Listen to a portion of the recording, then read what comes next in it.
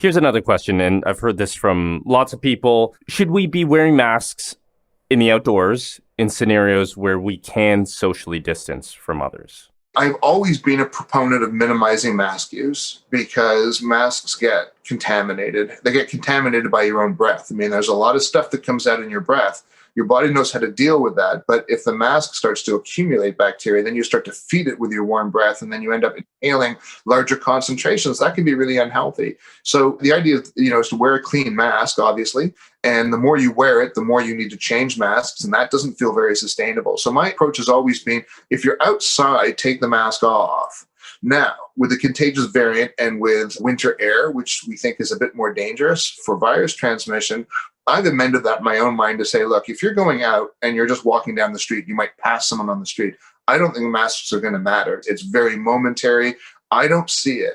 But if you're going to be queuing up, if you're going to be in a crowded situation, if you're not going to be able to get away from other people, then a mask is a good idea. Moreover, it keeps your nose and your cheeks warm. So it's much uncomfortable than in the summertime.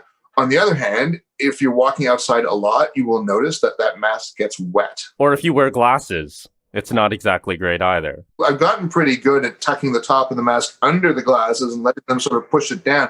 But yeah, I've had a lot of having to peer through fogged up glasses, no question. So it's complicated in terms of what's sustainable and what's comfortable and what's important.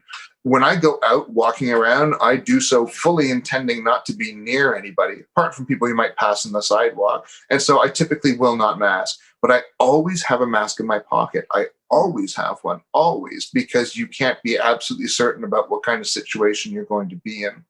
The other thing about wearing a mask outside is that it actually allows people to telegraph what their current level of anxiety is and what their current level of comfort is. We don't know people's medical histories. We don't know, we pass people on the street, what they're concerned about. When I see someone walking down the street and they're masked up, I think this is a concerned person. This is a person who's maybe feeling a bit anxious. Let's have some respect for that. Let's give them a wide berth in a respectful way.